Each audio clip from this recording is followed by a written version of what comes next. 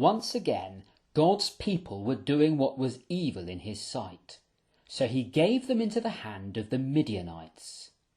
The Midianites used to take all the Israelites' crops and livestock so that there was nothing left. The people cried out for help to the Lord. A prophet came and told the people they had disobeyed God. One day, the messenger of the Lord appeared to a man named Gideon, who was hiding wheat from the Midianites. "The Lord is with you, O mighty man of valor," said the messenger. "If the Lord is with us," said Gideon, "then why has all this happened to us?" The messenger told Gideon to go and save Israel from the Midianites. "How can I?" asked Gideon.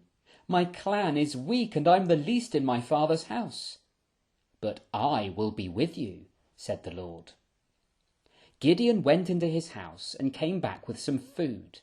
He set it on a rock, and the messenger touched it with his staff, and fire sprang up.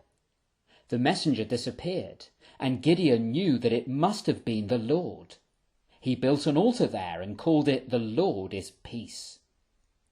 That night, God told Gideon to pull down the altar of the false god Baal that his father had, and to build an altar to the Lord instead. Gideon did as the Lord had told him, at night time, because he was afraid. In the morning, when the people saw the broken down altar, they asked who had done it. They found out it was Gideon and went to his house. "Bring out your son," they said to Gideon's father. But he said, "If Baal is really a god, he can fight for himself." At this time, the Midianites came and gathered together in a valley. But God's Spirit clothed Gideon with power, ready to fight them. Gideon said to God, "If you will really save Israel through me, let this fleece be wet in the morning, but all the ground around it be dry." So Gideon laid out the fleece, and in the morning it was soaking wet with dew, but the ground was dry.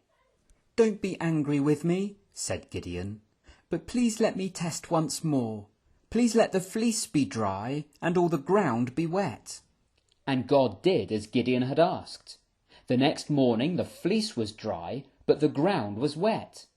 So Gideon knew that the Lord really was with him. This story teaches us that God hears cries for mercy. Even though his people had done evil, he was going to save them. And it shows us that God can use weak people.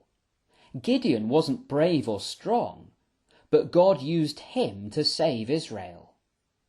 And it shows us that we must only worship the Lord.